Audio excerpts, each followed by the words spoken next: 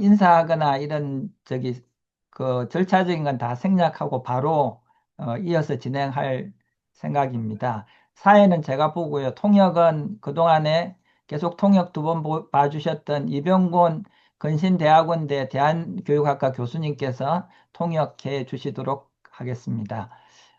계산인데요. 뭐 특별한 계산은 필요 없고 왜 노르웨이인가와 관련해서 어, 네이션 데모크러시 인덱스 국가민주주의 지수에서 노르웨이는 영국의 이코노미스트지가 매년 발표하는 지수에서 16년 동안이나 1위를 차지한 나라입니다. 그래서 이 나라에서 어떻게 그런 높은 수준의 민주주의를 유지하고 또 민주 시민교육을 하고 있는지를 배우는 것은 이제 민주주의의 혼란에 있는 저희들에게 매우 유익한 교훈의 시간이 되지 않을까 싶습니다.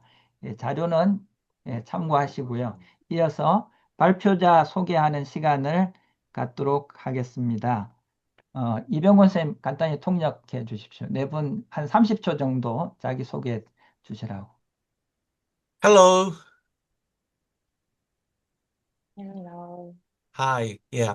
Um, I'm going to be your translator for this session. Yeah, my name is Byung-gon. Could you introduce yourself in about 30 seconds for each, please? Okay, good evening from Oslo. My name is Anders Kjestvedt. I work at the Teacher Education Department here at Oslo Metropolitan University. I mostly teach history and history didactics for our students, but I also do some teaching and research in civic education. And then been particularly interested in controversial issues. 네, 안녕하세요. 저는 오슬로 메트로폴리탄 대학교에서 일하고 있는 앤데르스 교수입니다. 저는 특히 역사에 관심이 많이 있고요. 또한 그 민주시민교육에 관심이 많은데요. 특히 그 분야 가운데 논쟁적인 이슈를 다루는 것을 제 전문 분야로 하고 있습니다. Thank you. Hello, my name is Evie Sok. I also teach at the teacher education at Oslo Met, and my research interest is civic education and critical thinking in classroom. 예, 안녕하세요. 저는 에비 에츠이고요. 같은 대학교인 오슬로 메트로폴리탄 대학교에서 사범 교육을 하고 있습니다. 특히 사회 교육 분야인데요. 네, 그 부분에 대해서 그 전문적으로 강의를 하고 있습니다. 특히 사회과 교사로서 그 다양한 교육에 일을 했었습니다. Well, because of the sounds problem, we got a PowerPoint introducing you to our Korean audience. So, yeah, that might be easier. Yeah. That's Okay. okay. 지금 소개해 주시는 세 번째 분은 에바 고스베르크라는 분이시고요. 똑같은 대학에 근무하고 계십니다. 그 다음에 정치학자이시고 사회과 교사 경력 보유자시고 역시 연구 분야는 시민교육 정치적 효능감과 관련된 부분에 관련된 연구를 하고 계십니다. 난나 파스케도 똑같은 대학의 시니어 강사로 계시고 역사학자고 민주시민교육 관련된 다양한 프로젝트에 참여하고 계십니다. 이어서 미리 녹화된 동영상을 보도록 하겠습니다. 앤드러스 세스트베크의 첫 번째 발표부터 듣도록 하겠습니다.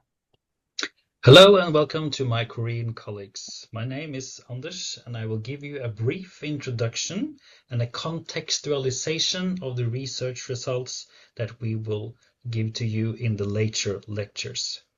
Of course, this will have to be brief, and I have added my email address to this title page, so if you have any questions or anything that you would like to learn more about, or maybe ask some questions, you are of course free to contact me. The history of education in Norway is a long one, but the compulsory public schooling system started in the late 19th century, and it was quite different in urban and rural areas, and this points to a very strong social and political divide within Norwegian system that goes back for centuries. What students learned in urban schools in the larger cities was different from what they learned in the rural areas. And this has to do with the industrialized society in the major cities and the rural agricultural life of the rural areas. What was common for them was that they both focused on specific values that were national values in the 19th and early 20th century. The role of the schooling system was to make the students into Norwegians. They were to learn about what it was to be a Norwegian citizen. So they learn about Norwegian history, Norwegian culture, Norwegian language to make them into Norwegian citizens.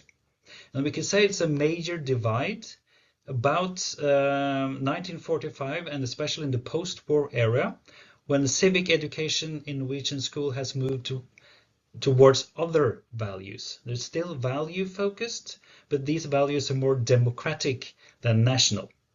And then the students are supposed to learn what it means to be a citizen in Norway, not a Norwegian citizen necessarily, more exclusively.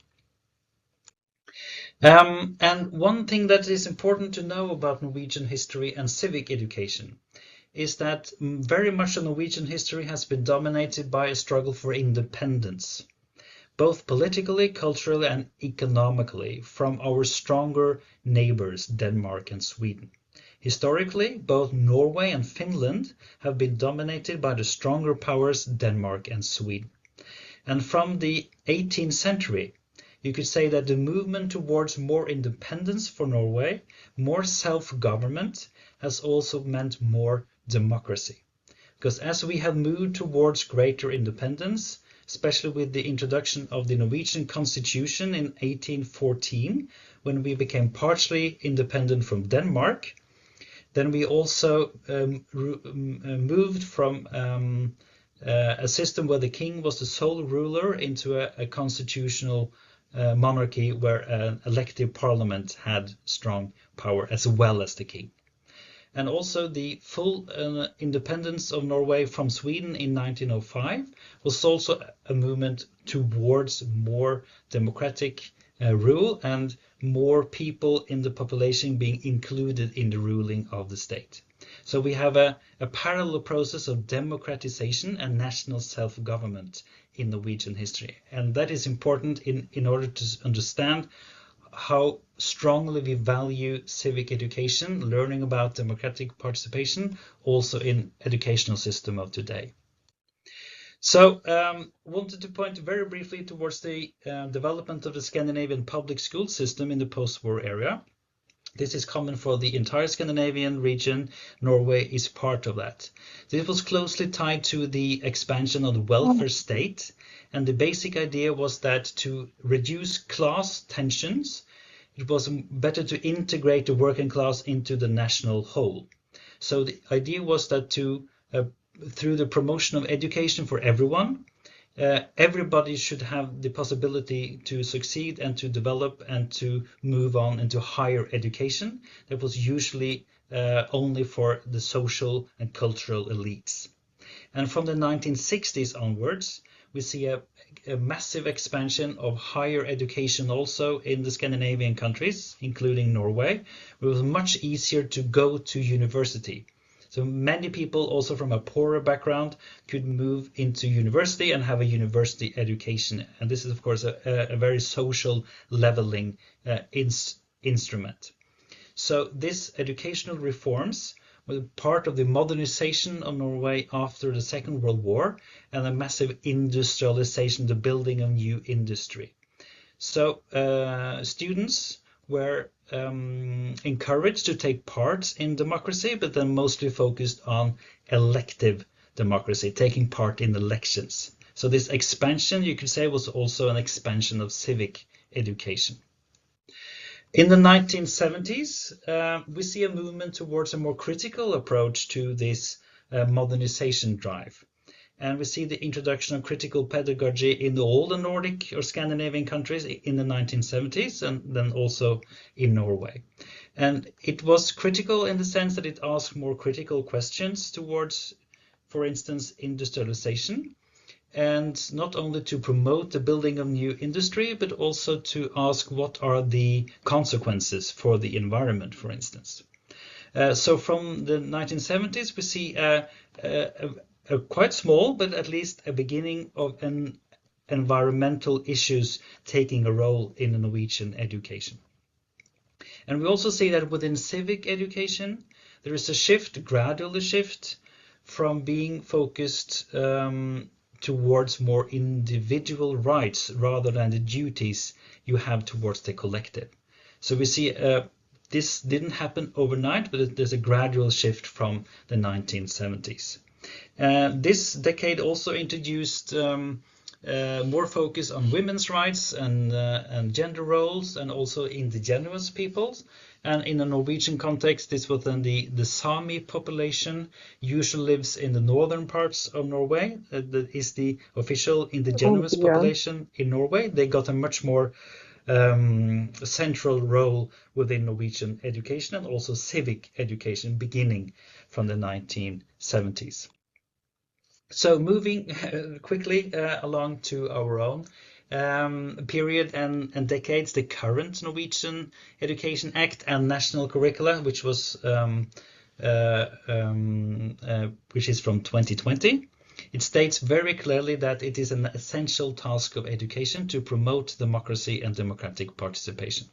And also that the students in Norwegian school system should experience democratic interaction in their everyday life. So in their everyday life experiences in school, they should be part of forming how the school day is for them. They should have some say in their own education.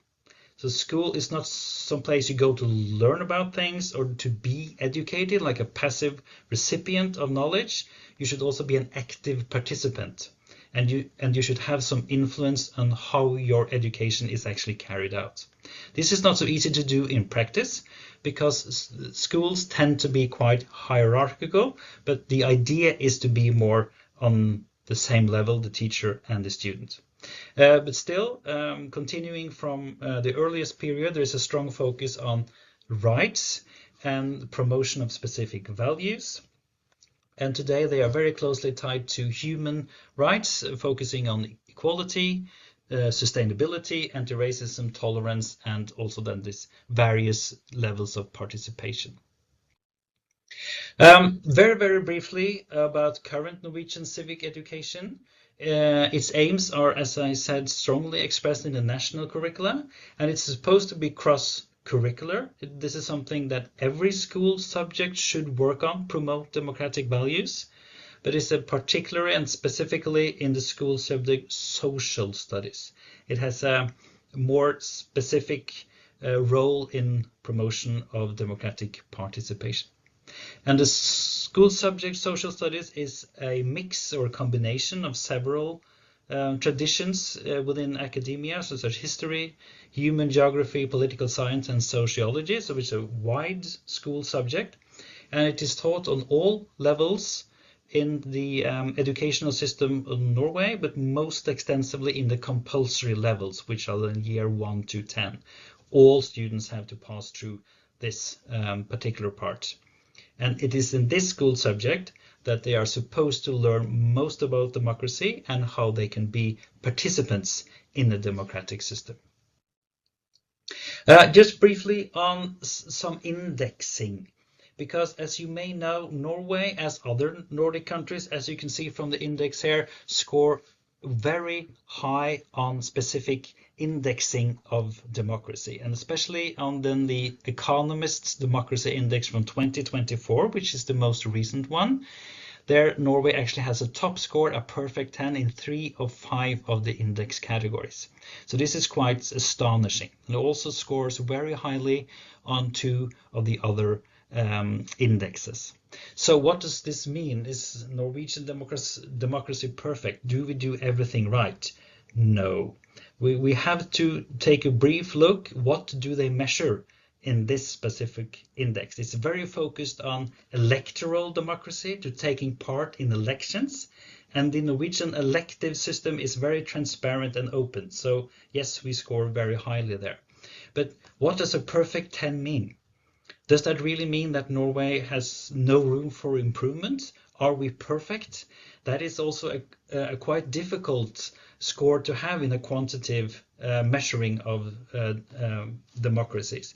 What we should probably say here is that compared to other countries, the Norwegian democratic system in this specific context is better than most others, but it is not perfect. So it's difficult to get a perfect 10 because there's the indication is that you cannot improve. But of course, there are things to improve also in the Norwegian democratic system. And we're going to return to that during the day. What I would like to say is that how can we explain this?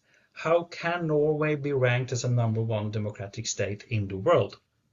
And it has to do, of course, with the major parts of being an open, transparent, democratic society. We have a free and fair multi-party election. We have a functioning distribution of power, and we have a judicial system that is focused on the protection of civil rights.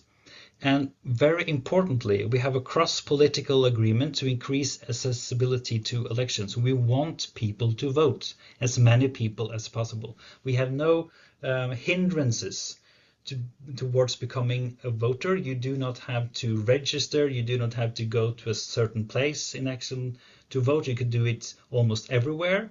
And the election booths are open for several weeks during a national election, not only on election day, but for weeks in advance. So you have a huge opportunity to actually take part. And this makes Norway very, very highly ranked. But I also wanted to point out more deep-seated reasons for this. As we have tried to state now quite briefly, Norway has very deep and long-standing democratic traditions. And this is then tied to our national culture of independence, of being anti-authoritarian, to being trying to break free from stronger neighboring powers. And we see this many instances in also recent Norwegian history, that those that try to oppose power, the centralized power, usually get the public vote. And the best examples of this are the 2 referendums for membership of the European Union. Twice now, the Norwegian population has refused membership of the EU or the European Union. Even if our neighbors, so Sweden, Denmark, Finland, have all joined, in 1972 and 1994, the Norwegian population said no twice. Even if the major political parties, trade unions, newspapers, all were in favor, the population still said no. And it's a strong indication of this opposition to power. Excuse me. So, and also an important long-standing part of this, Norway has a well-functioning and expansive welfare state. We have a large and secure middle class, so people are economically safe. It's a high-trust society, as we share with most of all Nordic countries. There's a lot of social cohesion and lack of severe political, cultural, or religious divides. And of course, we have an extensive and elaborate civic education in all levels of education. And we focus a lot of preparing for democratic participation in the school system. So even if this is very positive, of course, Norway is a well-established and well-functioning democratic state. We would like to focus on some challenges that we now face in Norwegian civic education. And these are also challenges that we that are presenting to you today also feel in our everyday work. In the national curricula, the first one, the idea of democracy is quite loosely defined. There is no specific definition of democratic participation, so it's unclear what kind of democracy schools should prepare students for. And we also think that there is a depoliticization of democracy in Norwegian education, where we remove democratic participation from the political sphere. So democracy becomes very many things, and many of them are unpolitical. And the third challenge that we see is a strong individualistic focus, and less focus on the collective and the social level. And it's difficult then for many students to connect with society at large and to see themselves as part of something larger than themselves. They're very inward focused. What is good for me, rather than focus on what is good for society. So I am going to come to a conclusion here. And in doing so, I would like to point towards some places where you could read more about what I have been very briefly alluding to. And that is a book called the Oxford Handbook of Norwegian Politics. It was very recently published, but there you will find much more information about Norway as a democratic state. And I also wanted to point you towards a report called The Assessment of the State of Norwegian Democracy. It's in Norwegian, but it has an English summary. And also an article called Social Science Education in Norway, a country report published by the journal Social Science Education that gives you more insight into social science education in Norway. So for the rest of the lectures, we are moving towards research results from two research projects. The first of them, it's called Demosit, and I have added the web address here on this slide. And the second project called Alice, that I have also added the webpage address to here if you would like to learn more about them. Thank you.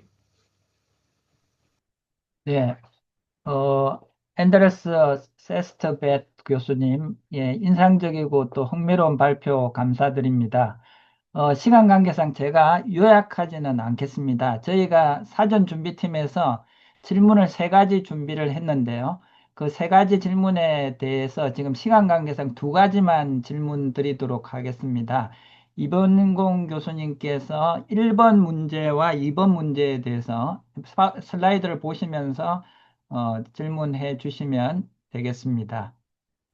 네, thank you very much for your presentation, Anders. We got 2 questions from the audiences. You may see the English sentences. And Norway maintains one of the highest democracy index scores in the world. And what do you see as the most important emerging challenges to sustaining and developing democracy in the future? Well, you have mentioned about it partly, but you can make a much more important summarizing for these questions. Yes, I have pointed to a few instances that would challenge the position of Norwegian democracy, and they are very well spelled out here, but I could say something more about them if you would like to. We see there is an increase in the social inequality among those that participate in democracy, and schools tend also to maybe expand on this inequality. Students from middle class or a higher social status background, they respond more positively and learn more from the civic education than those from other social background and also lower social background. So we see an increase in the social inequality in participation, and also that school may be able to expand on this. That's the main challenge that we see at the moment. 네, 지금 노르웨이 사회에서 그 가장 문제가 되는 것은 그 사회적 불평등으로 인해서 어찌 보면 사회적 불평등을 학교가 더 확장하고 있는지도 모릅니다. 왜냐하면 그 중산층 출신의 배경을 가진 학생들은 민주주의와 민주사회에 대해서 조금 더 긍정적인 태도로 변해가는 반면에 그렇지 못한 그 가난한 배경을 가진 가정의 아이들은 그렇지 못하기 때문에 점점점 더 민주주의에 대한 태도가 차별성이 더 드러나기 때문입니다. Anders, is that enough? Could I move on to the second question? Absolutely. Yep. Here is the second one. Norway is known for its high level of social trust. If you believe the school curriculum contributes to building this social trust, in what specific ways do you think it plays that role? Yes, I have written out an answer also on this. And what I would say mostly is that the school curriculum itself does not really contribute towards social trust, I think. There is nothing in our national curricula that specifies this about social trust. But we could say that there are historical and social reasons why social trust is high in the Scandinavian countries. And one of the main reasons is the quite extensive welfare state that was established after the Second World War and the long period of peace and stability from the early 19th century. So you could say that school plays a role when the school children learn about this. They learn about the welfare state and they learn about the, you could say, the short distances between the population in general and the politicians. 네. 네, 사실은 이러한 그 민주적 시민사회를 형성함에 있어서 학교의 교육과정이 기여한 바는 그다지 크지 않습니다. 특히 사회적 신뢰에 대해서 더욱이 학교가 기여한 바는 없다고 생각하고요. 오히려 그것은 역사적이고 또 사회적인 그 조건 아래서 그런 일이 일어났던 것이라 봐야 합니다. 특히 복지국가의 구성이 2차 대전 이후에 이루어졌다는 데서도 그 원인을 찾을 수 있고요.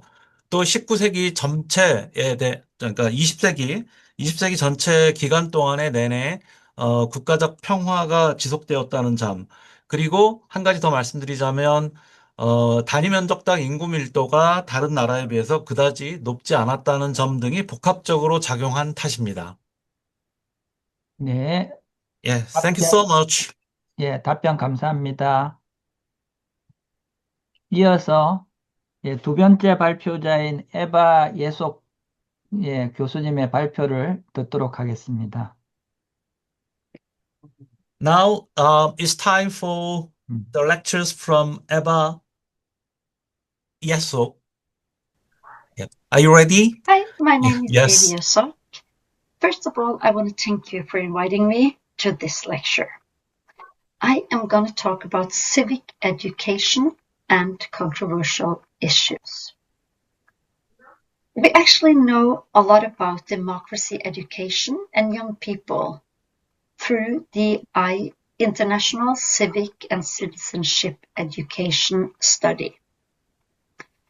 ECCS is an international study that measures secondary school students' knowledge, attitudes, and commitment related to democracy and citizenship. And what we know from this is that there is a strong connection between high knowledge about democracy and belief in future participation in democracy. There is also a connection between political efficacy and belief in future participation in democracy. So, if you have high knowledge and high political efficacy, it's more likely that you will take part in future democracy when you're older. So this could tell us that it's important for teachers to work both with knowledge about democracy and its processes and political efficacy with young people. But before that, we have to go into the concept of political efficacy. It comes from Bandura, and he says it's the conviction that one can successfully execute the behavior required to produce the outcome. So efficacy is not about the skills one possesses, but it's what you yourself believe you can achieve with those skills you are given in a given situation. So it has a lot to do with actually self-confidence. When we talk about political efficacy, we separate them in two, and we talk about internal and external political efficacy. Internal is the individual's belief in their own ability to understand politics and participate, and how effectively they can participate in politics. It's about feeling confident in your own ability to follow news and to speak up your meanings in a discussion or in a classroom. The external political efficacy is a belief, the way you believe that the political system are responsive to citizens' demands. So if you have high political efficacy, you both have an internal and an external belief in your own ability concerning to politics. In our study, we have interviewed teachers, students, and school leaders, and we have also done classroom observations in various schools. And when we look into this data, we find a lot of similarities among the different schools and the teachers and the students. But we also find some very important and interesting differences. One of the main findings show us that teachers' openness and awareness towards the use of controversial topics as part of teaching is crucial for students' political efficacy.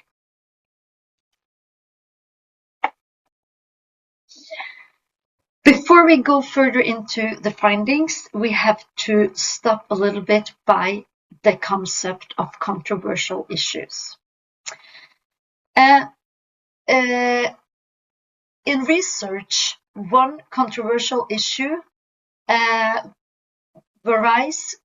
Criteria are used to determine what makes something controversial. And of course, this varies from country to country, from place to place, and actually also from classroom to classroom. But we talk about behavior controversial issues. Then we mean that all topics that we disagree upon, that is controversial. When you disagree, it's a controversial question. When we look into the epistemic controversial question, we look into questions that has research on both sides of the argument, on the perspectives, and it has rational arguments on both sides. A good example of such issue could be environmental questions. Political controversial issues or question, they are grounded in ideologies. So you argue from one ideology, and you can also argue from another one, and it's a disagreement, but it's all rooted in the political cleavages and the different ideologies. And then the fourth one is the emotional. And then it's very important for me to underline that all controversial question is emotional. That's what's connect them. It's emotional for people to talk about, to think about, and it's a conflict. But when you look into the controversial issue and question only from the emotional side, you are concerned about how a person feel about the question.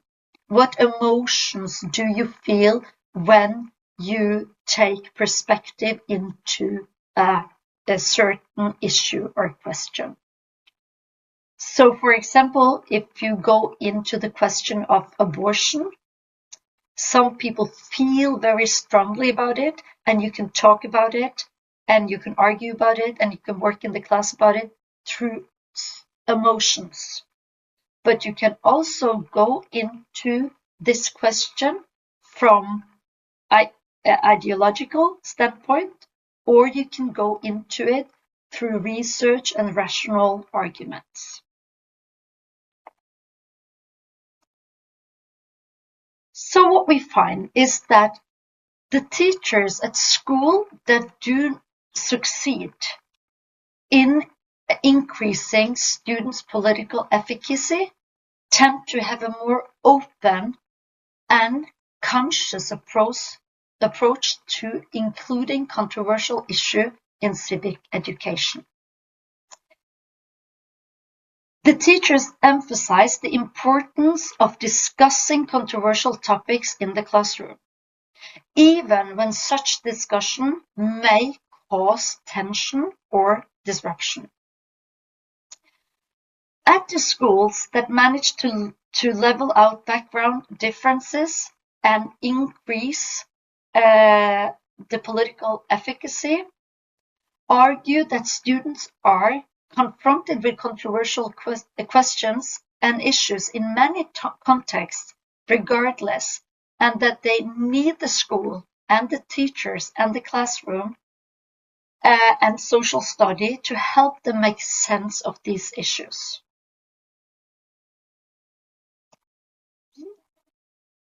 Teachers, on the other hand, at the school that do not succeed in increase students' political efficacy are much more reluctant to allow controversial issues in their classroom. And the reason why they are reluctant to this is that they are concerned that they may hurt the feelings of their students because it will become more personal. One teacher at school K1, for example, avoid all discussion about religion, ethnicity, and economy in his class. Another teacher at one of the schools that do not succeed in increase political efficacy among his students says that I try to steer a discussion away from controversial if it's something that could trigger discomfort in my class or to my students. It's also a difference in how the teacher understands the concept of controversial issue. The school that succeed to increase the students' political efficacy tend to understand controversial issues as those that can be related and argue from multiple sides. Epistemic controversial question, or as matter of ideological disagreement, political perspective. At the schools that do not succeed in increasing the teachers primarily look at controversial issues as those that are divisive and evoke strong emotions. So, we also asked the Norwegian teachers and the Norwegian students what's controversial in their classroom. And they listed up a variety of issues that at this point was controversial. And this was question about Black Lives Matters, environmental questions, Donald Trump, the Israel and Palestinian conflict, and abortion, question about abortion, and also a lot of questions and issues related to wearing hijabs. So if you look into it, the teachers that are open to include this in the classroom and look at a controversial and work with controversial questions through epistemic and political perspective, they tend to increase the students' political efficacy. And the teachers that does not include controversial issue in the classroom, they also tend to look at controversial question as emotional and work with it in this way. They do not succeed in increasing the students' political efficacy.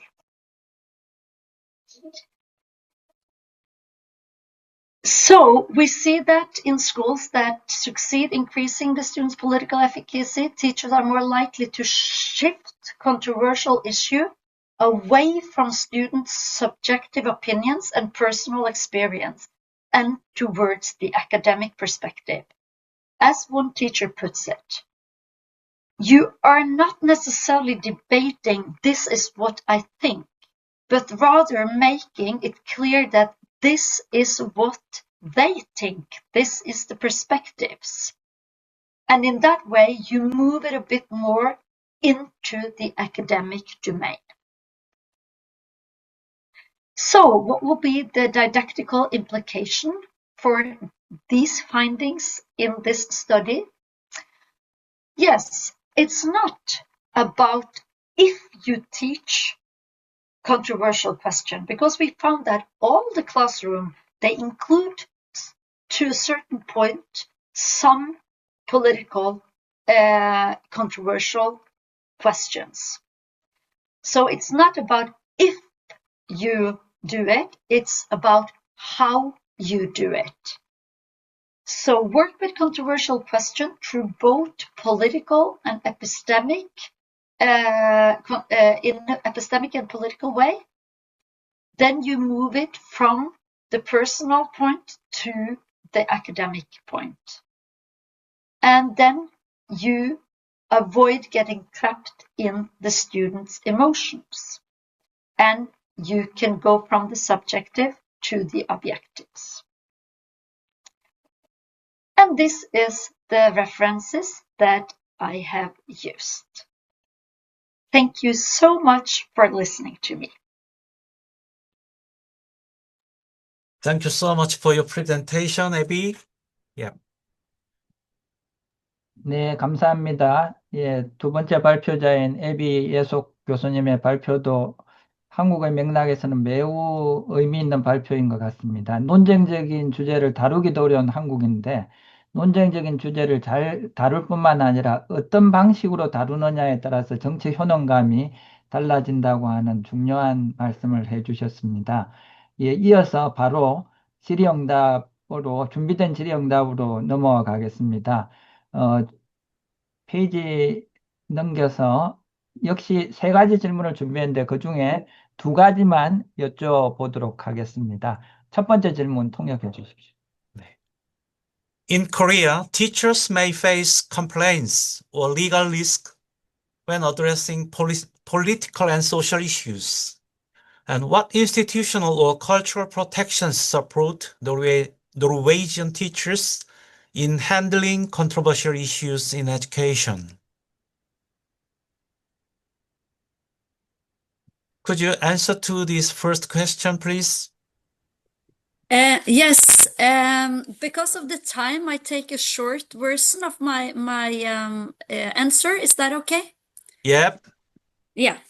In the national curriculum in Norway, it's stated that the teachers should work to develop students' individual critical thinking, and that teaching should address controversial issues.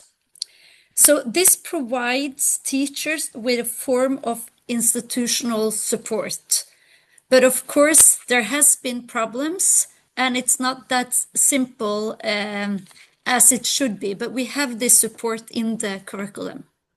Thank you. 예. 네, 짧게 답변 드리자면, 노르웨이의 국가 교육 과정에서는, 교사가 반드시,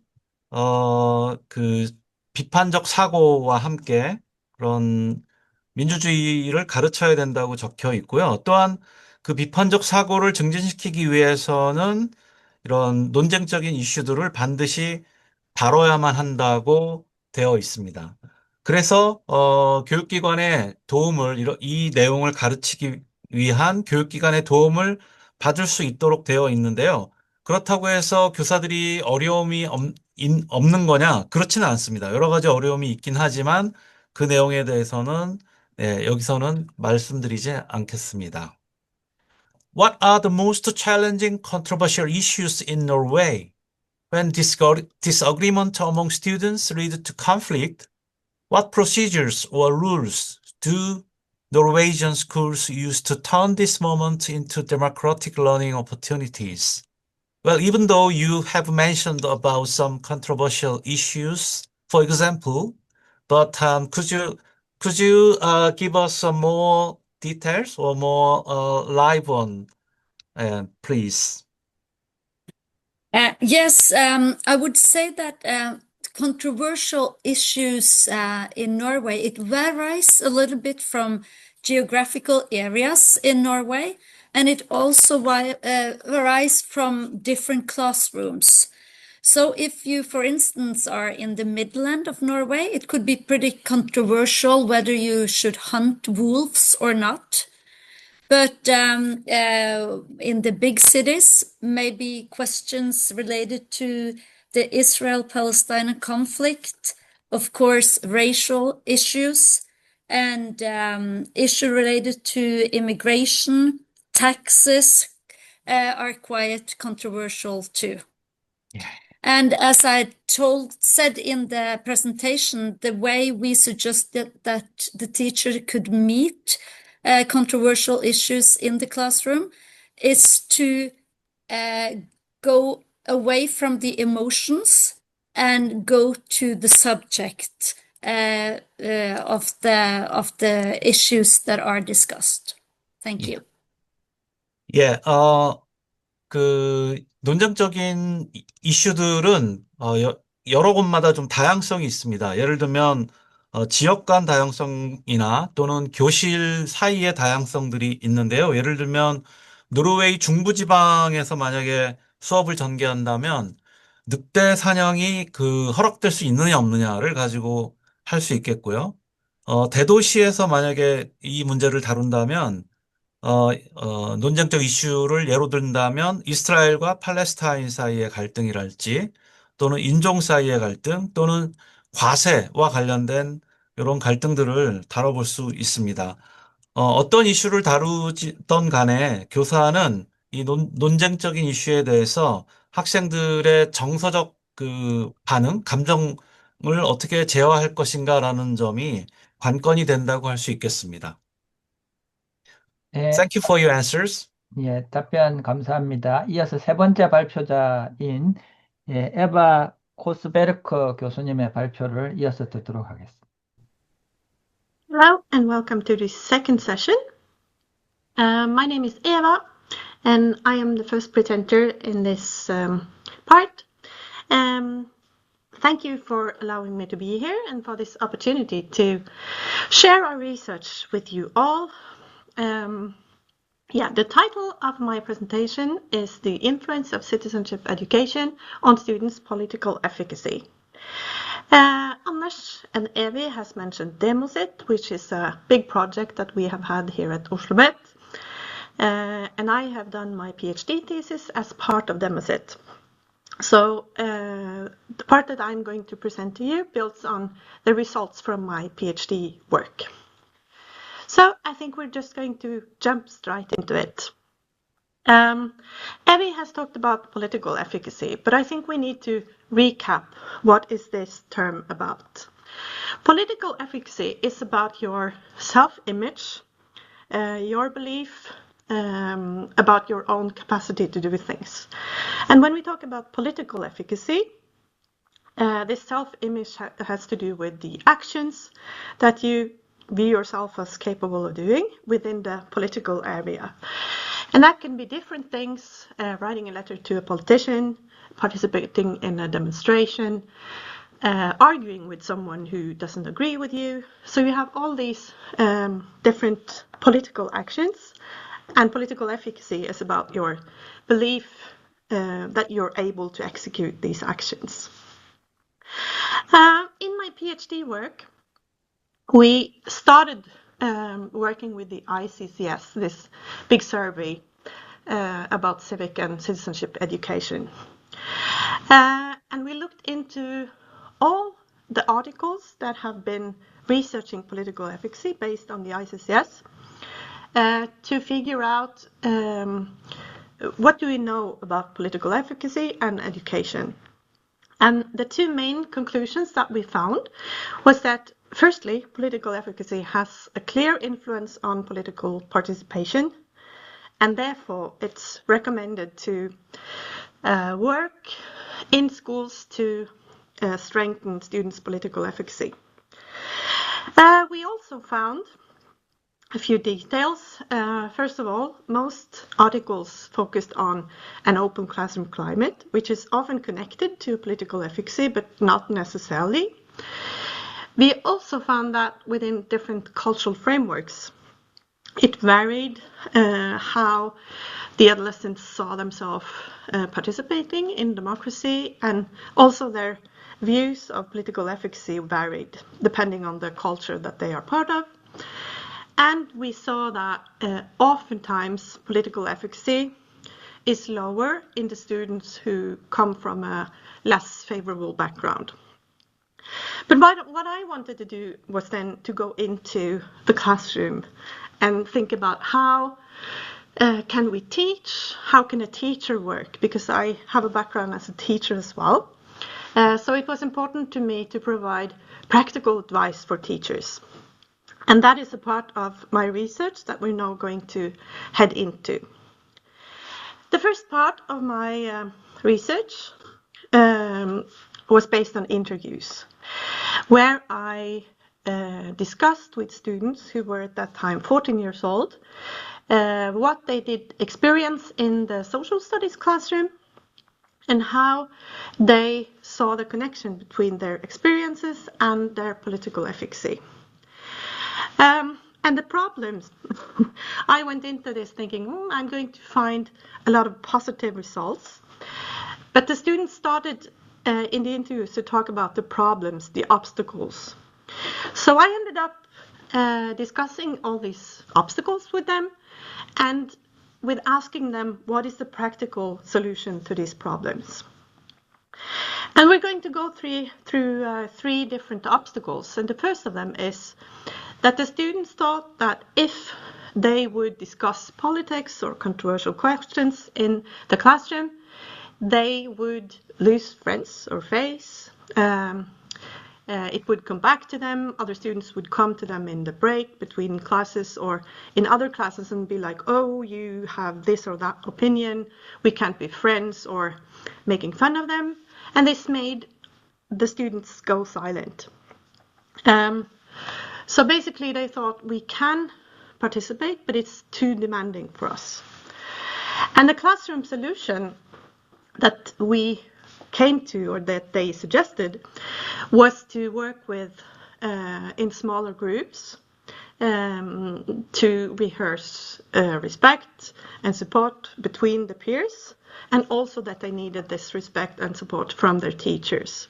So these small groups are a way to build safety structures or rehearse structures that can make the students feel safe voicing their opinions.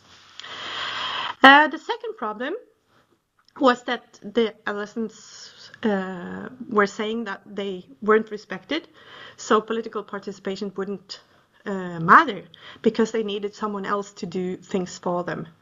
For example, a teacher, a journalist, an influencer, someone else. Because of their age, of course, because they were too young to participate in their own view.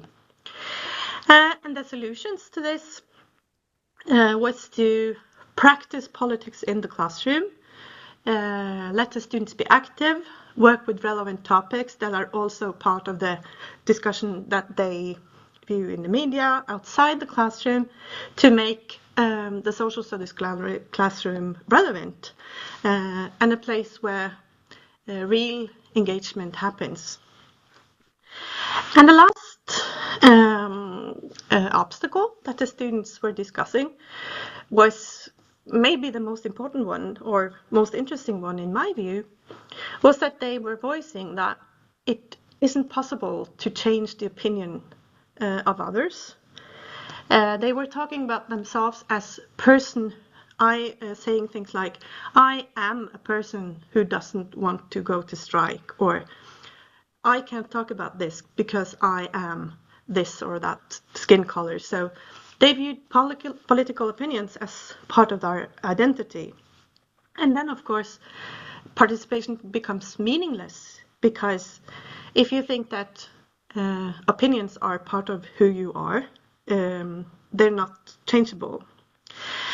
And when we started discussing how can we change this, all the groups that I interviewed came up with one mentioned the same example, where they had a lesson where they were to discuss, there were different topics, death penalty, abortion, but in the preparement for these discussions, they weren't allowed to decide themselves if they were to be pro or against, for example, the death penalty. So they had to prepare arguments for both sides. And then just a couple of hours before the discussions, they were placed in groups, and the teacher decided who were to discuss, bring which arguments to the table. And then what happened was that the focus was moved from who has what opinion and what is your opinion, and over to how can we argue? How is it possible to understand this topic? And I think that is an important difference, because as Evie has talked about, then we move away from the emotional aspect of the political and over to the logical or rational way of discussing politics. After this part, I said these are the results from the interviews that I did with one group of students. And what we then did, moving on in my research project, was that we took the answers from the students and we tried to change the teaching according to their answers. And what we then did was that we started a project with cooperative learning, which is a way of organizing the teaching using small groups that are, and within these groups you use specific techniques to make the students cooperate and not just sit in groups but work as individuals. And we used these techniques from cooperative learning for about 2 months, while we were also in a period of the last national election in Norway in 2021. So there was a lot of talk about political issues, the political system, democracy, and so on. And in the end of this period, I did another round of interviews with the same students, where we kind of evaluated the use of cooperative learning as a tool in civic education. And what we found, so here you see the points that I just mentioned. What we found was that in many ways, using cooperative learning structures was positive for the students' political efficacy. Because first of all, they provided an arena for the students to practice democratic skills. And for example, I had one student who said that she wouldn't normally discuss politics, but it was easier when she got to try it out in a smaller group, and then it also got easier for her to imagine that she could participate in a classroom discussion or even in a discussion outside of school. And the other point was that during this period, as I said, it was the period before and during our national election, some of the students got engaged in political youth parties. And they became role models for some of the students. For example, another student said in the interview that she hadn't ever viewed herself as a political person or as an opinionated person, but then she worked in a group with this really engaged girl. And then one night she thought, oh, perhaps I can turn on the news and view some political news, because when she can understand it, then why can't I understand it? And then she understood the news, and she was really proud of herself.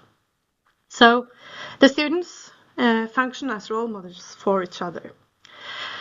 And then the last part and positive part about these groups were that they had a practical side, where the students were able to support each other with practical matters like on what page are we reading now, or where did you find the task, or I can't remember what the teacher said what is the next thing that we're going to work on. And this also influenced the classroom environment positively, so that it made it easier for them to discuss politics, because they were put in these small groups where they were friendly to each other. So that was the positive. These were the positive aspects, but there were also problems and negative sides with using cooperative learning, and one of them was that whereas the teacher and we wanted them to cooperate, the students were really focused on their grades, and in the end of the period they were to have an assessment, and as soon as the teacher started talking about the assessment, even though the students were giving time to prepare for the assessment in groups, because the assessment was also a group conversation, of course, the stronger students started to want to work by themselves, because they didn't want to cooperate with the other students who didn't get the same good grades. And the weaker students, they started to do other things like playing on their computer, like not working not doing their job. So there is a contrast here, or a tension between the cooperative practices that we as adults wanted and the individualism and the measurement that made the students focus on the individual. And there, of course, I can imagine that you would run into some problems as well. So that is probably something that we have to work on, using cooperative structures as part of civic civic education. So that was a short introduction to my research. I just wanted to show you some sources to explore further. I'm currently starting up another research project, which is about political simulations and role play as tools in civic educations. We have just started exploring this topic, but I would guess in a year maybe that we could do another presentation on that topic. You have already heard something about scaffolding practices.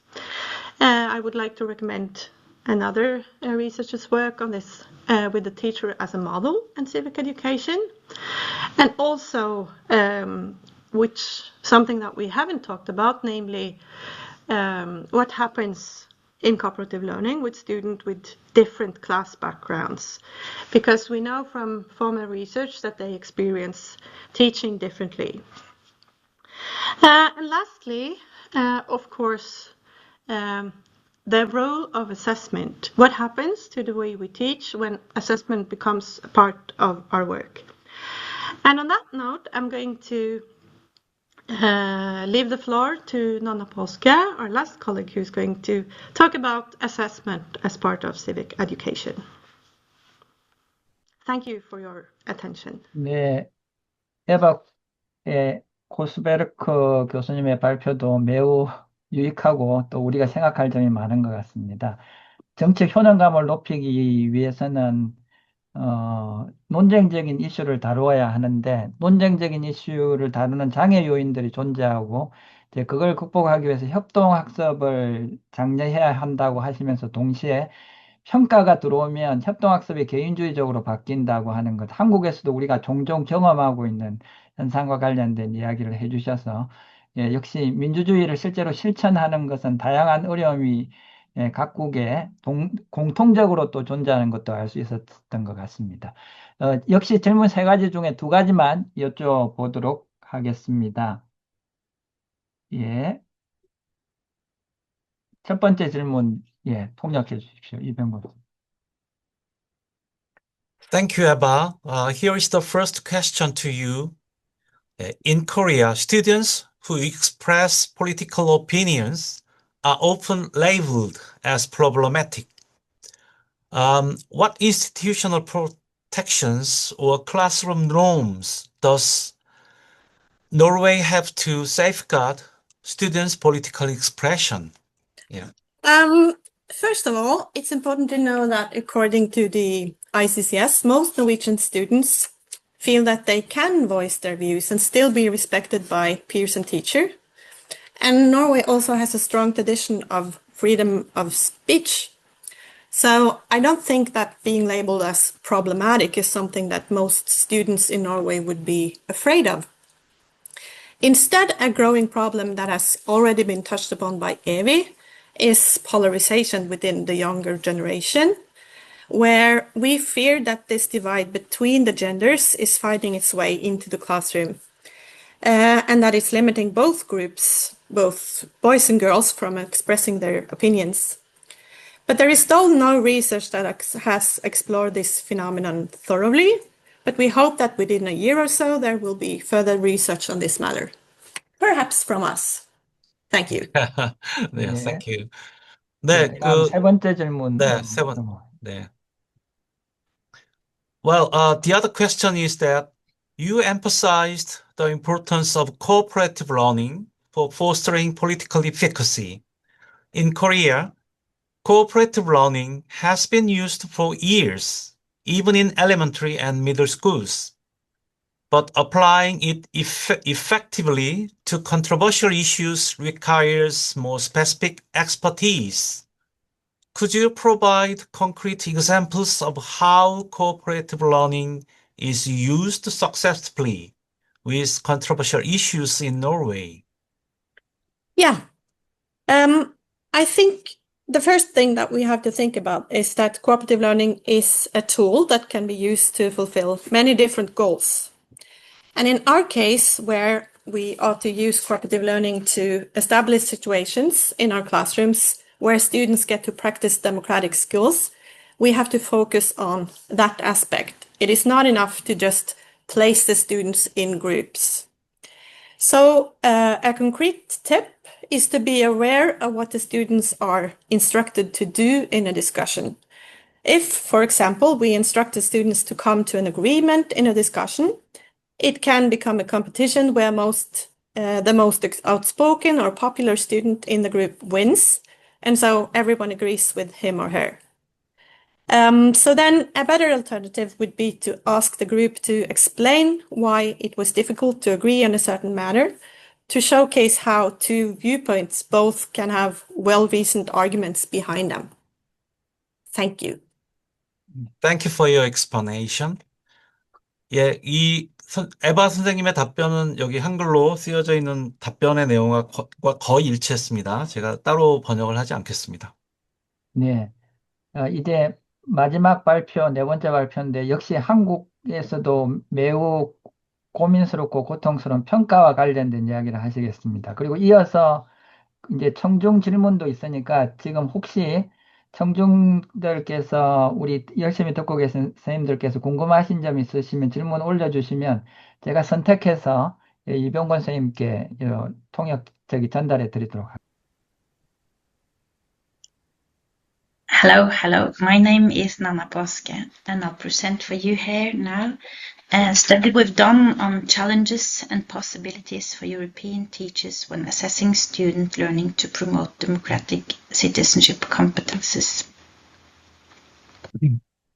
Norwegian and European teachers, they play a crucial role in shaping the next generation of informed and democratic-minded citizens.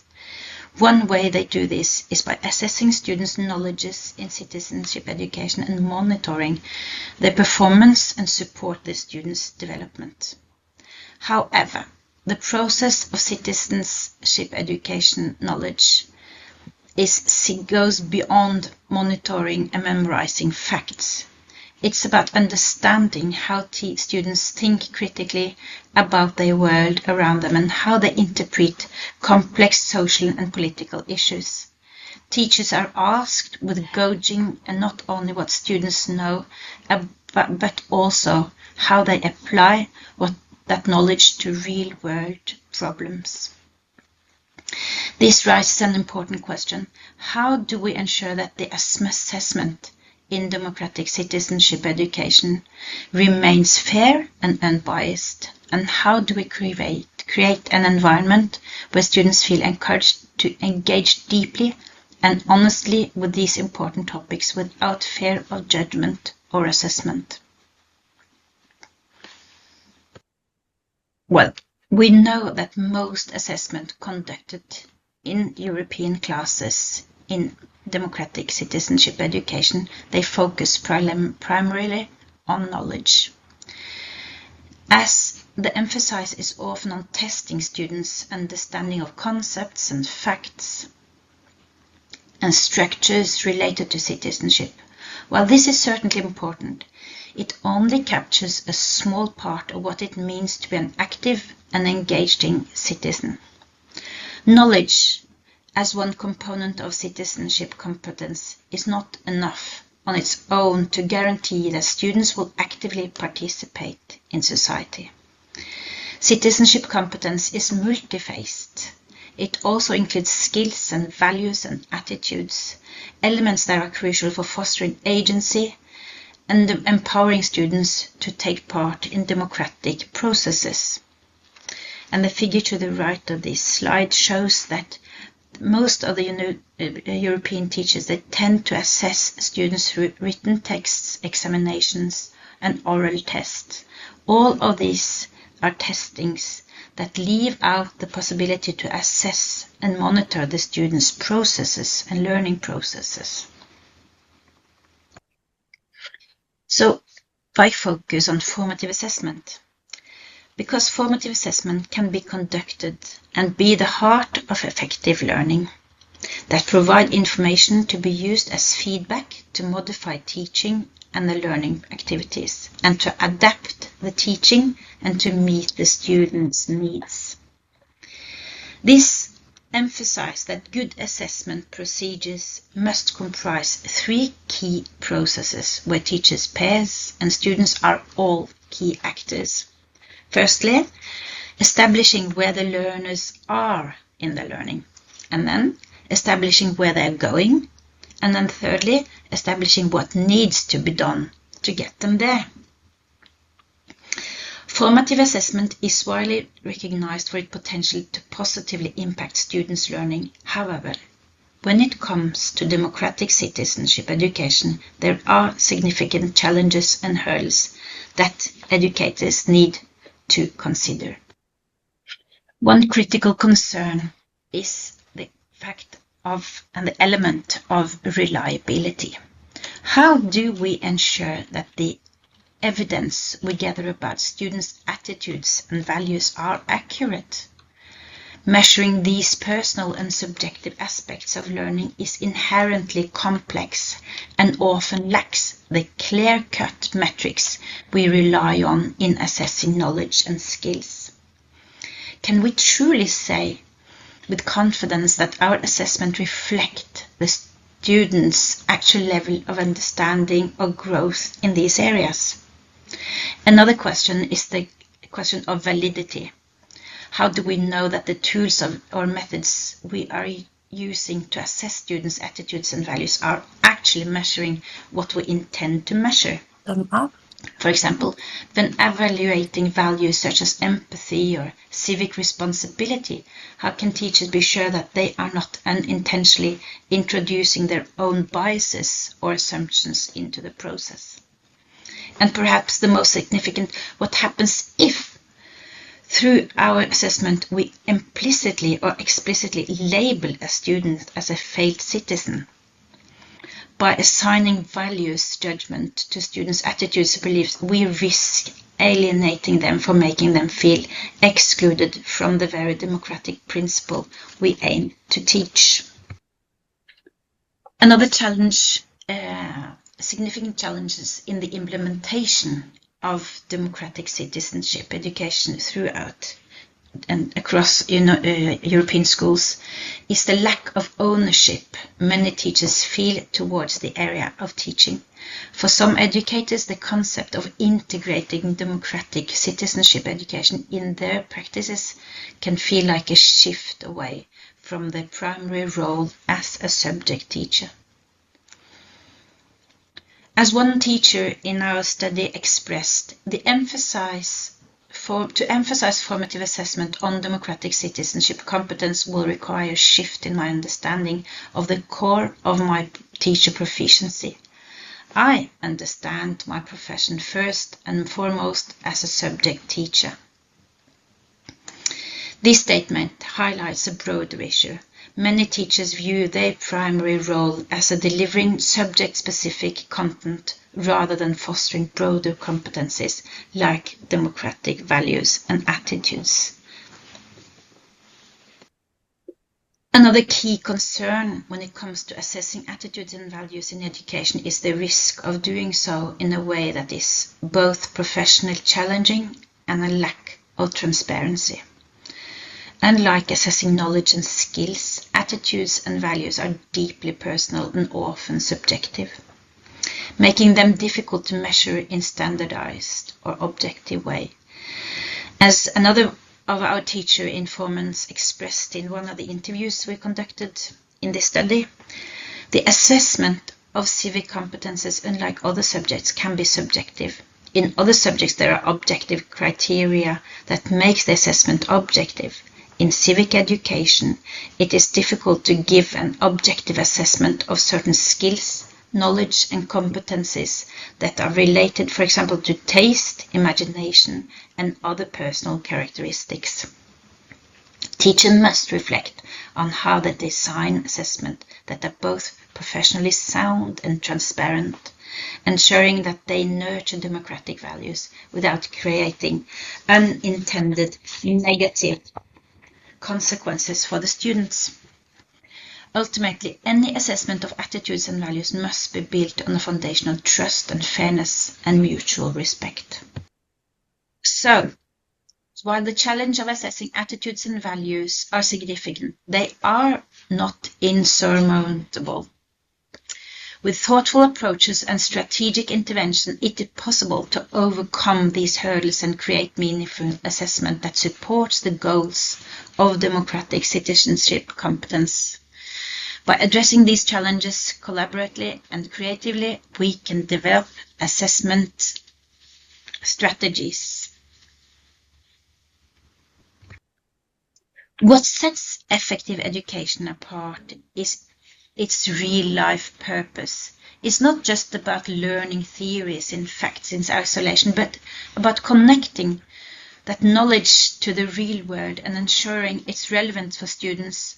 When we provide students with relevant knowledge and skills, we're not simply preparing them for exams. We're preparing them to engage with challenges and opportunities they'll encounter in their lives and communities. To achieve this, it's essential to create opportunities for students to practically apply both their experiences and knowledges they've acquired.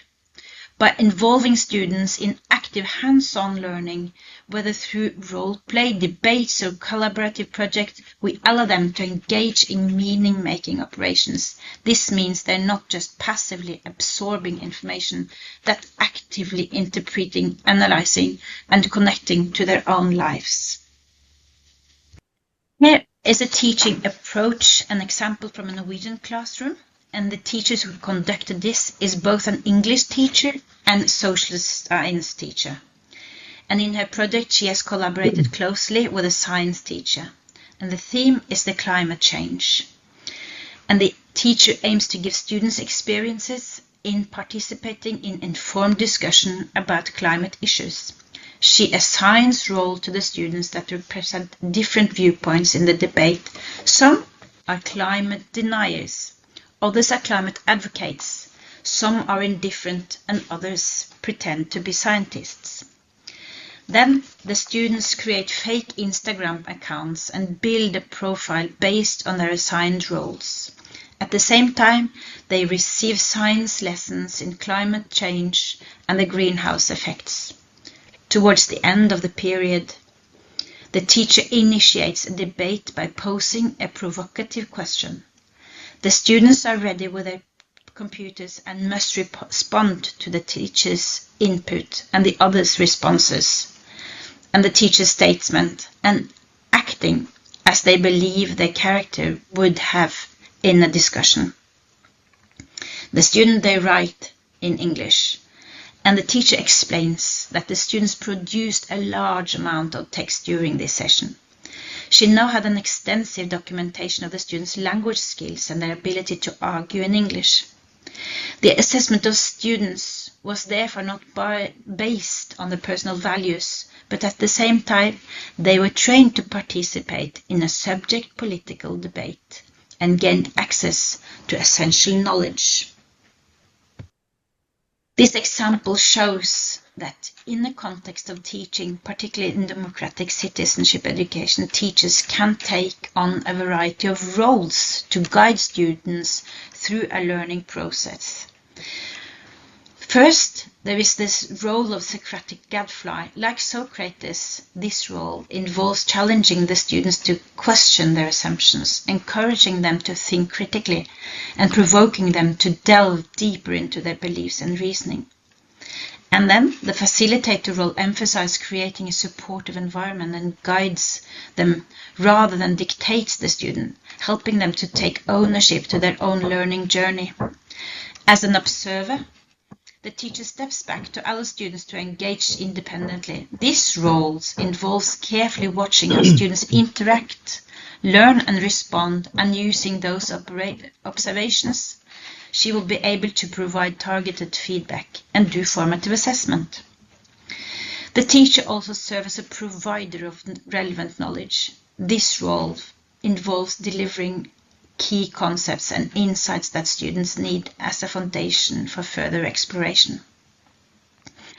Finally, in the context of democratic citizenship education, the teacher must take on the role of a non-moral judge when addressing values.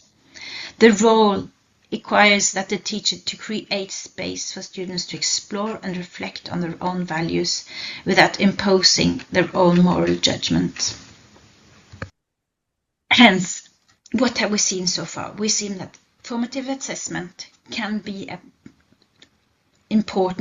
play an important role in democratic citizenship education because it can contribute to shape how students engage with democracy.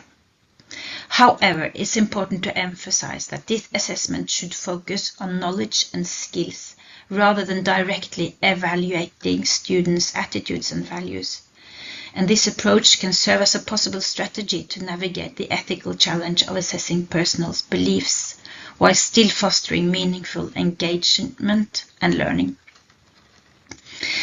At the same time, teachers need to be fully aware of their roles when conducting real-life experiences and assessment. These experiences often require educators to balance facilitating open dialogues while ensuring that their own values do not unintentionally influence the learning environment.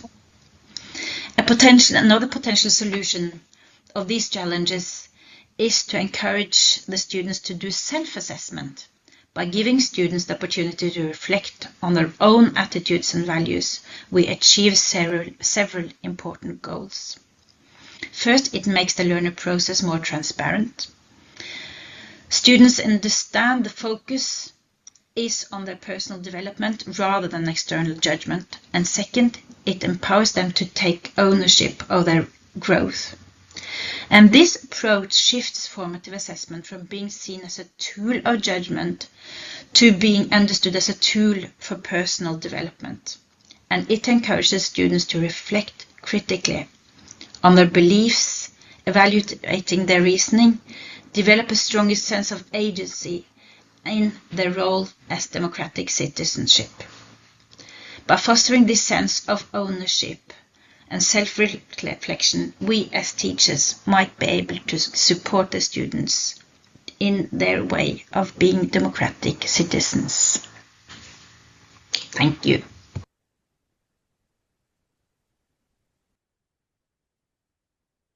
네, 마지막 발표자인 난나 파스케 선생님의 발표도 매우 유익한 발표였습니다. 감사합니다.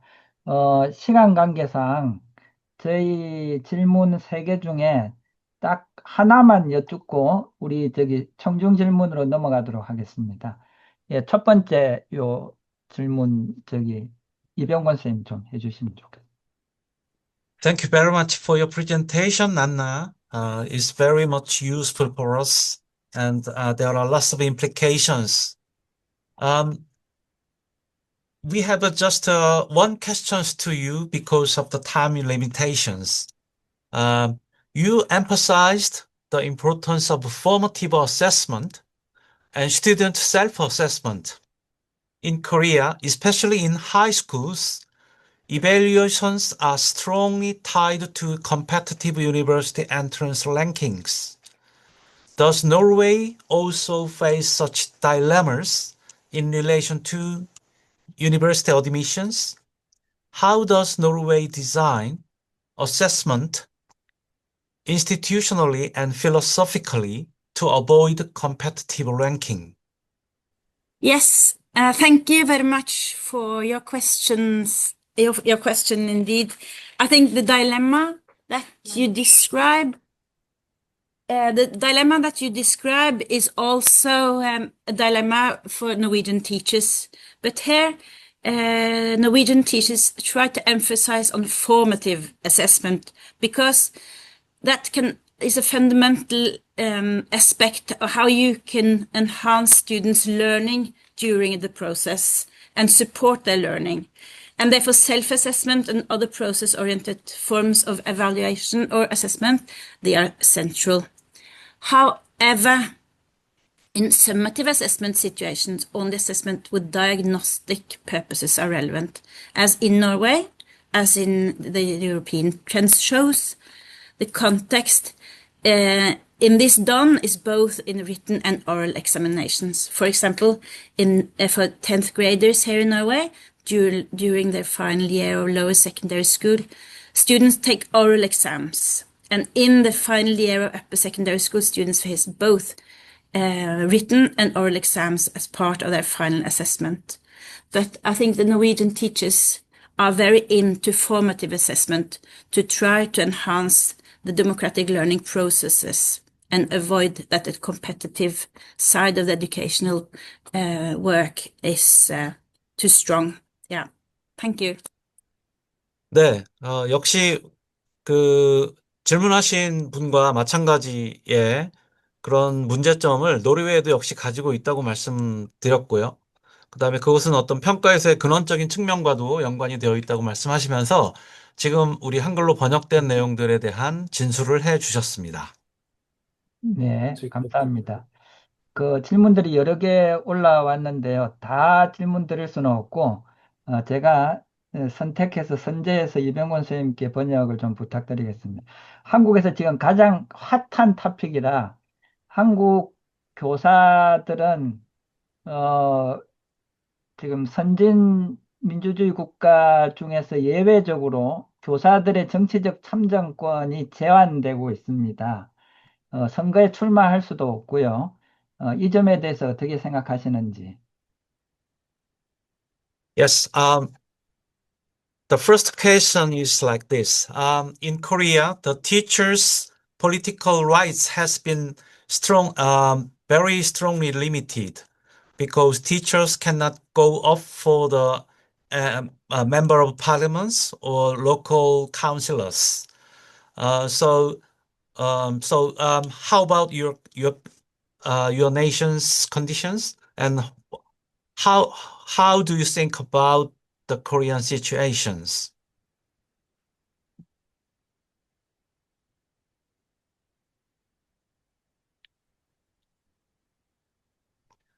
네, 소리 켜주세요. 노르웨이 분들 소리 소리 켜주셔야 아예 됩니다. 켜놓아 주시면 좋겠습니다.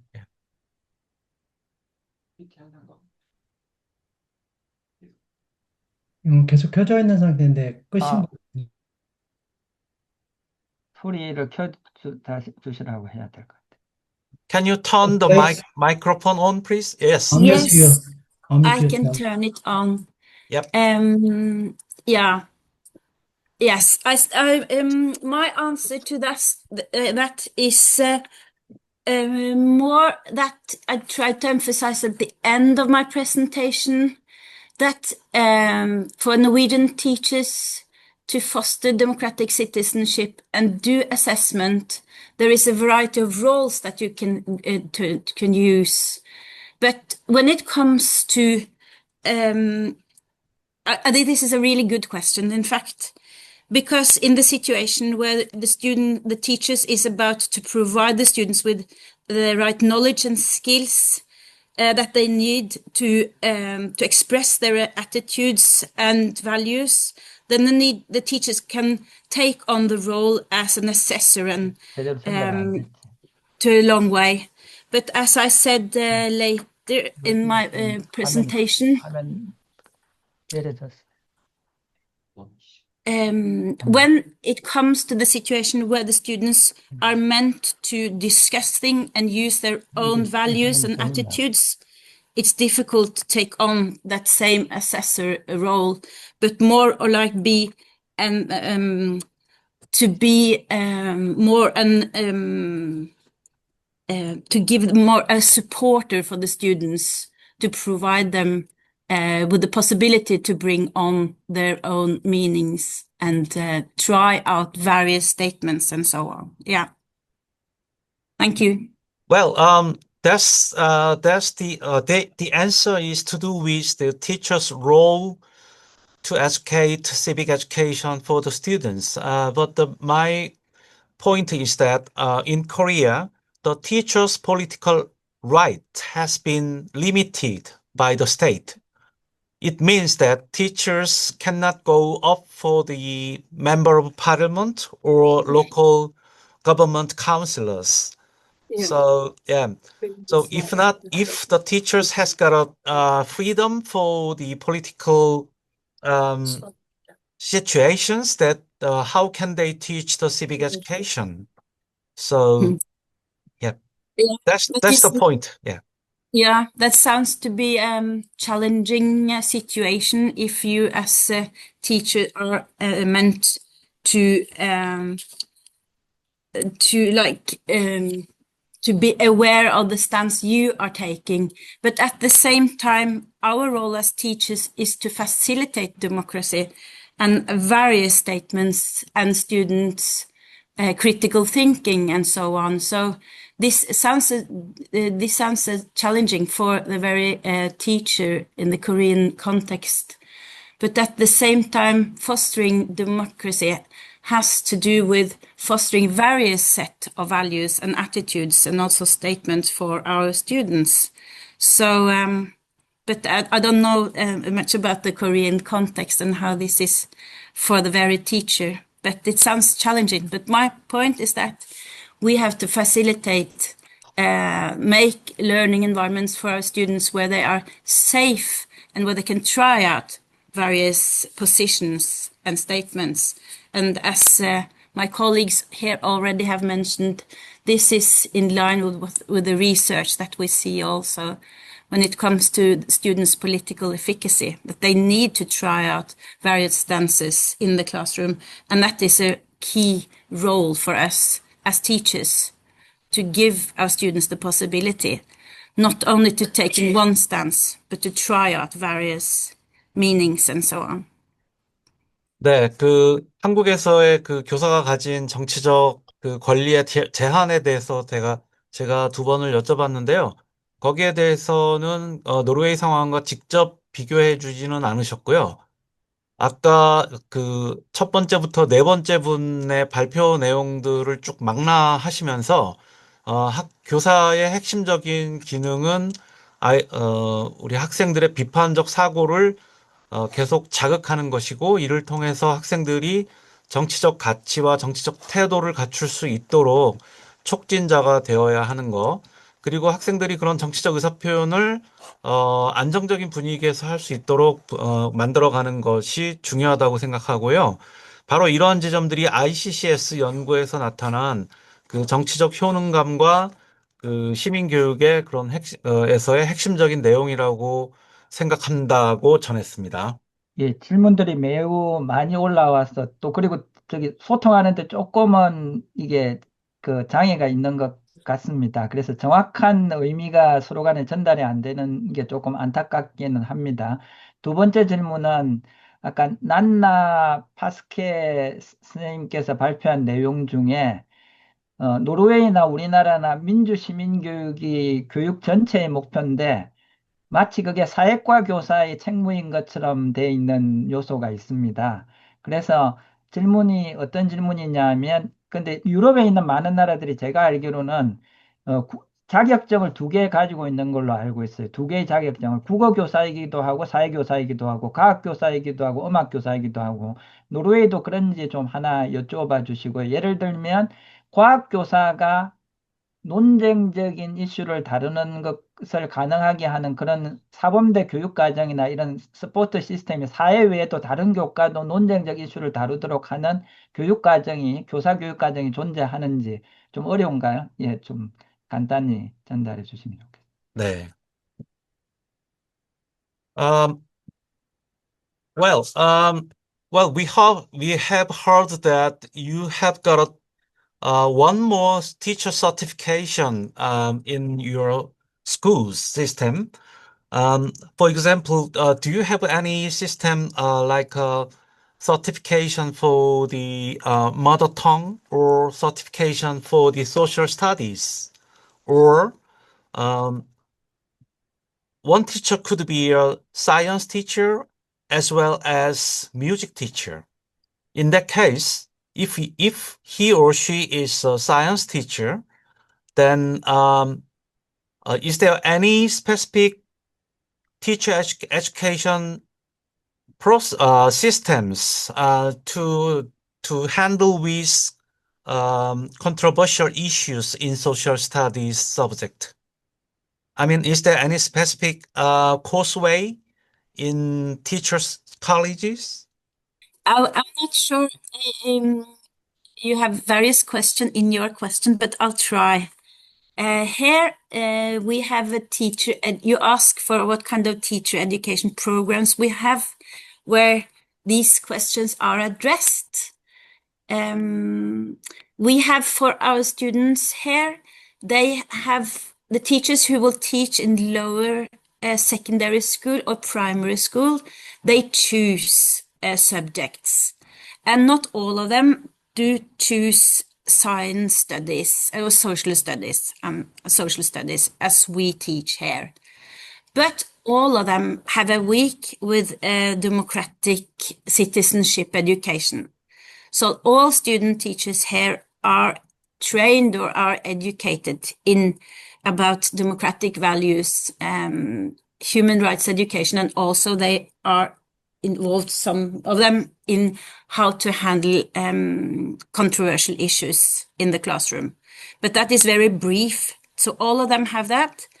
But like 1/3 of our students, they have in-depth studies in social studies where they have democratic citizenship throughout the whole semester. So all of them, yes, are briefly educated how to handle democratic citizenship. 네, 그 로어 세컨드, 그러니까 중등 과정, 중학교 과정까지의 선생님들은, 모든 선생님들은 그 민주시민 교육을 다루고 또 논쟁적 이슈들을 다룰 수 있도록, 특히 예를 들면 인권에 대한 문제를 다룬다든지 하는 그런 논쟁적 이슈들을 다룰 수 있도록 과목과 상관없이 사범대학 수준에서 교육을 받는데요. 그것은 뭐 아주 깊이 있는 사회과 교수 학습 방법을 배운 것은 아닙니다. 다만 전체 교사의 3분의 1 정도가 이런 이슈들을 조금 더 깊게 다룰 수 있도록 교육을 받고 있긴 합니다. 네. 시간 관계상 한 두 가지 정도만 질문 드리고 마무리하도록 하겠습니다. 많은 질문들이 많은데 나중에 좀 그 이메일로 드려서 질문을 받아서 좀 공유하는 식으로 하는 것이 좋을 것 같습니다. 지금 바로 적석으로 답하는데 조금 어려움이 계신 것 같아서 그래서 두 가지만 마지막으로 질문 드리겠습니다. 하나는 네, 거기서 잠깐 끊어 네, 주시겠어요, 교수님? 네. 저쪽은 전달 안 해도 될 것 아, 같아요. 그래요? 네, 예, 알겠습니다. 예. 우리 청중한테 하는 이야기라. 네네. 예, 그래서 요 질문 내용이 뭐냐 하면 학급의 규칙과 학교의 규칙이 충돌한다. 왜냐하면 한국의 학교 중에는 권위주의적인 학교가 많아서 예를 들어서 학급에서 민주적으로 학생들이 선생님과 결정해서 머리에 염색을 하지 않는다, 염색을 해도 된다는 규칙을 정했는데 학교에서는 염색을 하면 안 된다는 규칙이 있어서 서로 충돌하는 경우들이 생기는데 노르웨이는 그런 일이 없는지. 예. Yes.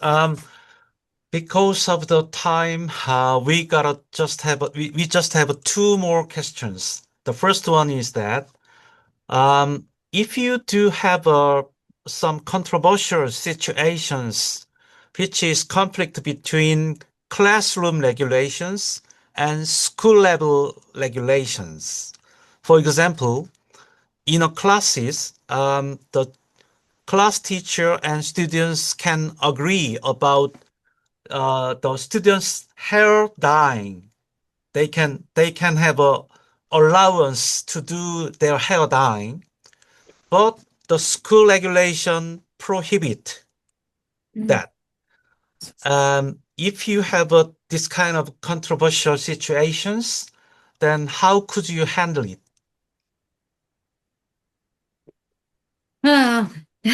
Yeah, that's a good question. We don't in Norway, we don't have that many regulations how the students are supposed to, what they are supposed to wear or how their hair will be. But what I think is that it would be very important to, together with the students, the teachers and the student, to investigate the questions and try to find what would be the rational arguments on this side compared to the other side. What would be the arguments for the government or the school leaders to have opinions about the students' hair? And then look at it, is this a good rational argument? And then listen to the students' arguments and go back and forth. Maybe look into the history. Is there anything in the history, the culture, and so on that could explain why these different perspectives are controversial? Yeah. Anyone that want to add something? Okay, yeah, I We think do agree. yeah. 예, 좋은 질문이라고 생각합니다. 노르웨이에서는 이런 학생들의 머리나 복장에 대한 구체적인 규정이 그렇게 세세하게 있지는 않습니다. 어쨌든 지금 질문해 주신 내용을 조금 더 찬찬히 들여다보는 것을 권할 것 같습니다. 그래서 학급의 규칙을 정한 사람들과 학교의 규칙, 양쪽의 의견에 대해서 좀 더 깊게 청취해 보고요. 그것이 발생하게 된 어떤 역사적 배경이랄지 또는 문화적인 차이에 대해서 왜 이런 다른 관점이 발생했는지를 조금 더 깊이 있게 들여다보게 하고 그것에 대한 좀 이성적 논쟁을 이어갈 수 있도록 그렇게 안내할 것 같습니다. 예, 다른 교수님들 의견은 없으셨어요? 네. 매우 지혜로운 답변이라는 생각이 듭니다. 마지막 질문하겠습니다. 질문이 두 번 가까이 유사한 질문이 올라온 것 같고 또 우리도 관심을 가진 질문이라 오늘날 노르웨이나 북유럽처럼 민주화된 나라뿐만 아니라 한국의 경우도 젊은 세대들의 우경화 현상과 관련된 염려들이 증가하고 있습니다. 이거는 한 국가의 문제뿐만 아니라 세계적인 현상이라고 생각하고요.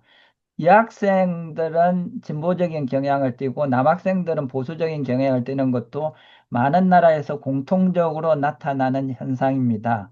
이와 관련해서 아직 연구가 진행 중이라고 하긴 하지만 노르웨이에서는 이런 현상에 대한 우려가 있는지, 그리고 이런 현상이 전 세계적으로 나타나고 있는 것과 관련해서 어떤 견해를 가지고 있고 또 대응책에 대한 논의를 하시고 계신지 궁금합니다. Well, the last question is more mega question. Well, in Korea, we have witnessed the trends of the young people's far-right movements. And how about your countries or Nordic countries? It's very concerned social phenomena. And even more that the young ladies comes to be more progressive. In comparison to that, the younger men are more getting more conservative. So we think that this would be the universal phenomena in worldwide view. Then how about your concerns and your opinions about this kind of worldwide trend or issues?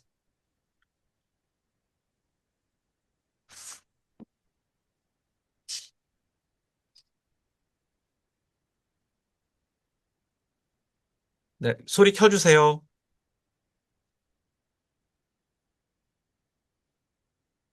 저쪽에 소리가 안 킨 것 같아요.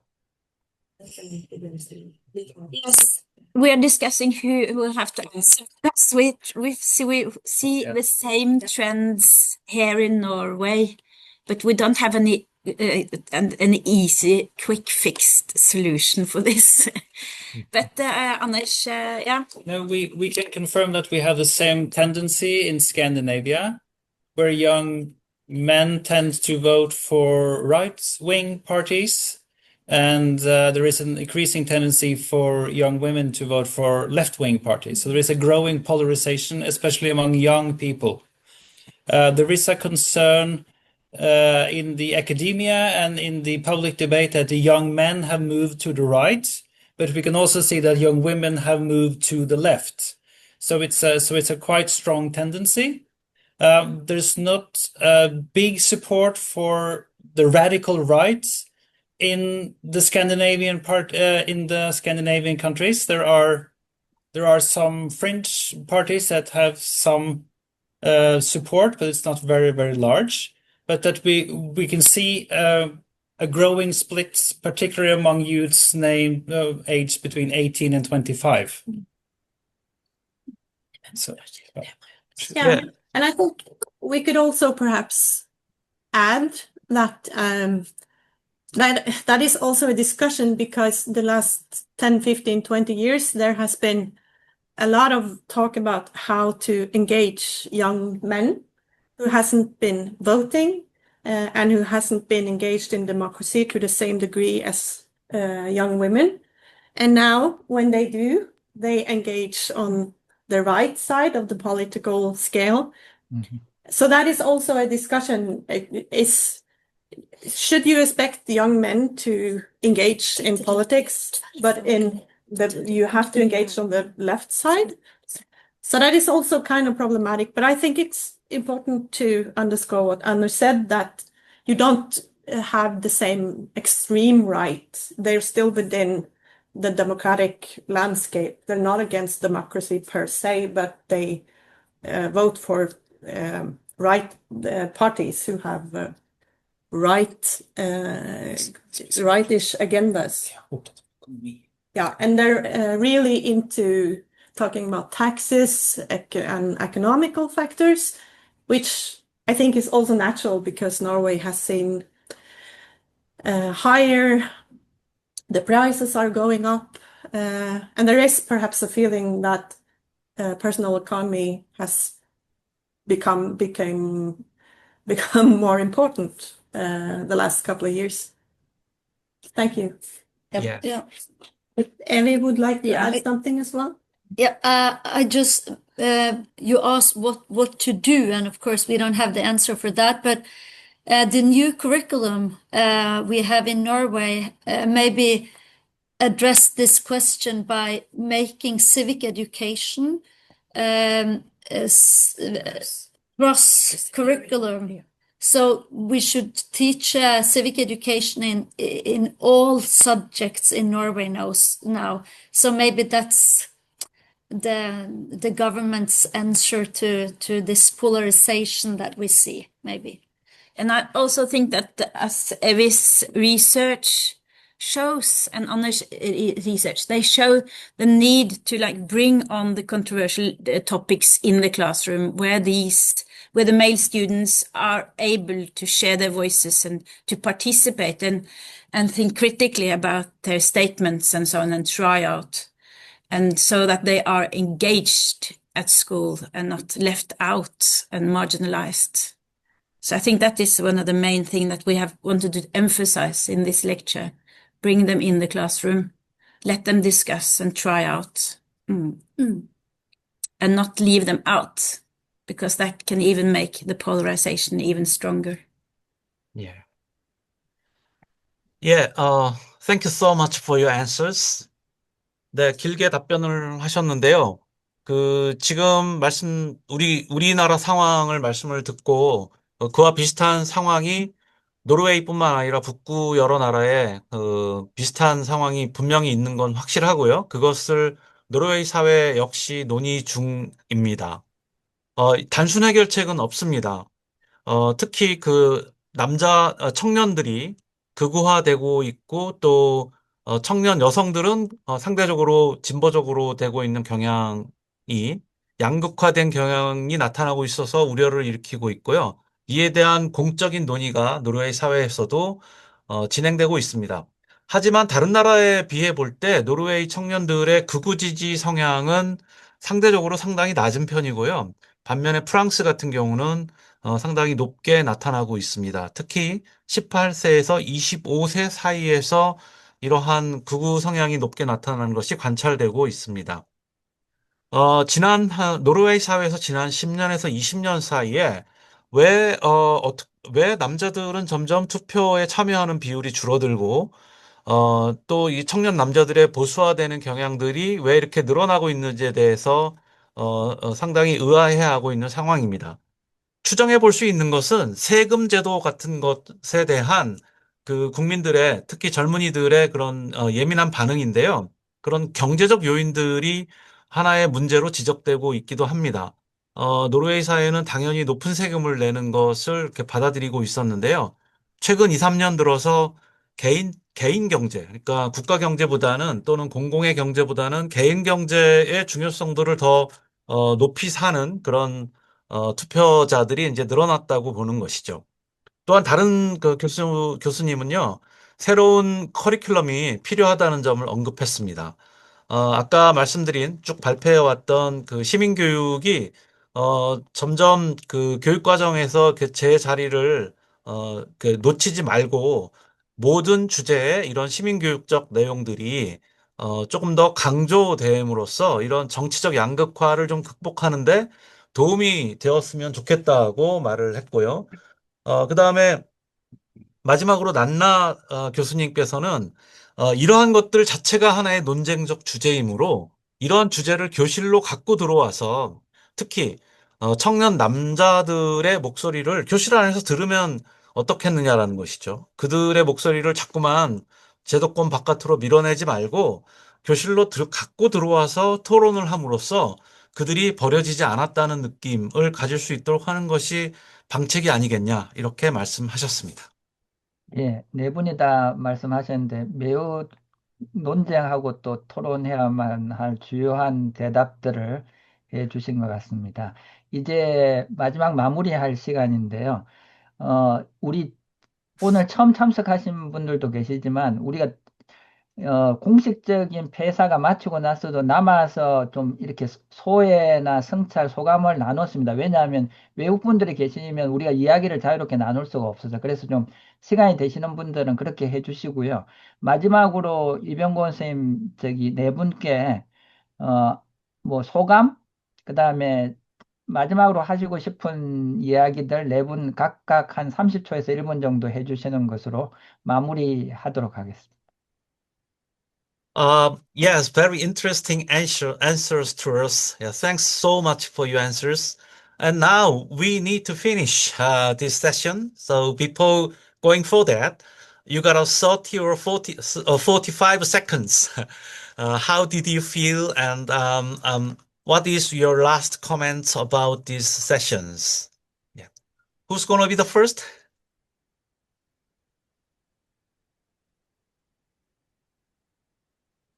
예, 마이크 켜주세요.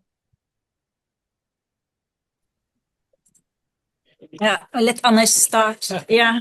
Yes, thank you so much for being interested in our research and our experiences. I must admit that I was a bit nervous before we started, even if our talks were pre-recorded, because we would like you very much to get a good impression of what we have done here.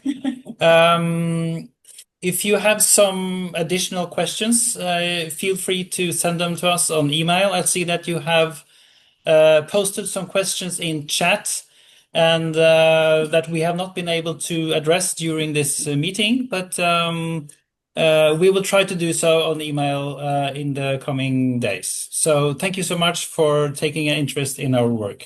Yeah. 예, 앤데루스 교수님은 그동안의 그 연구와 경험을 여러분들과 함께 나눌 수 있어서 좋았습니다. 처음에는 좀 긴장을 했고요. 이 세션에 들어오기 전에. 또 미리 강의 녹화도 하고 그래서 굉장히 좀 긴장을 했습니다. 만약 여러분들이 오늘 다루지 못한 추가 질문이 있다면 언제든지 저희한테 이메일을 좀, 주시면, 이 세션에서 시간 때문에 말하지 못한 것들을 더 이야기할 수 있겠습니다. 감사합니다. And another professors? Yeah, you could, yeah. Yeah, I was actually thinking that all our school systems is like developed from within a historical context. So your historical context is not exactly the same as in the Norwegian context. So to try to meet the challenges you face is not easy because we talk from our context and where democracy, as Anders explained earlier, has been a long tradition.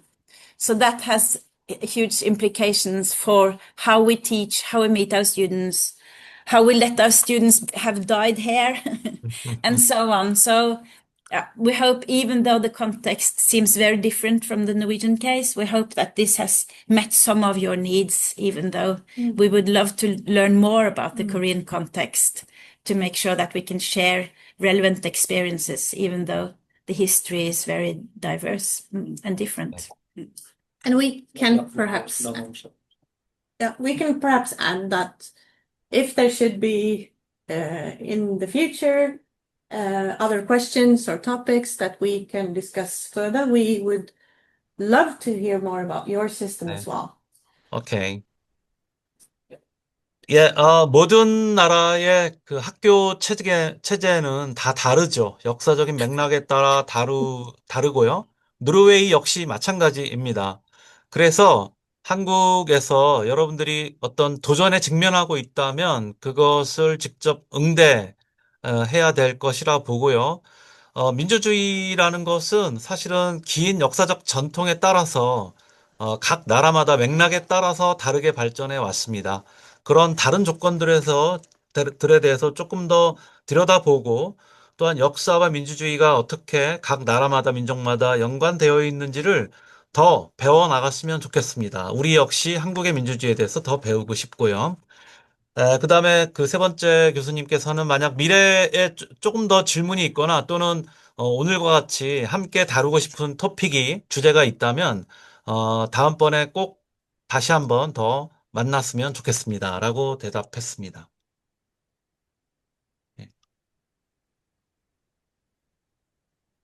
예.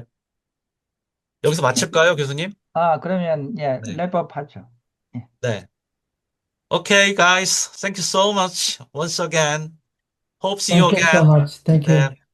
Thank you. Bye. Bye bye. Bye-bye.